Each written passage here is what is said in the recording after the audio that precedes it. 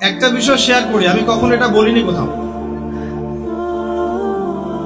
এটা শুধু আপনাদেরকে উজ্জীবিত করার জন্য বলছি, নিজের আমিত্ব প্রকাশ করার জন্য বলছি না, শুধু আপনাদেরকে সবর করানোর বিষয়টা বোঝানোর জন্য বলছি। যেদিন আমার বিয়ে হয়েছে সেই রাতে আমি দাওয়াতি সফরে গিয়েছি। এর সাক্ষী শুধু আল্লাহ আর আমার স্ত্রী। যেদিন আমার বিয়ে হয়েছে ওই রাতে আমি স্ত্রীকে বাসায় পাঠিয়ে দিয়েছি, তার পরিবার সহ। তার পরিবারের সদস্য আমার সাথে আছে, ছোট ভাই। আমি দাওয়াতি সফরে গিয়েছি আর আমার স্ত্রী বাসায় গিয়েছে একা তার পরিবারের সাথে। তো দিনের প্রতি মহব্বত থাকাটা খুব জরুরি।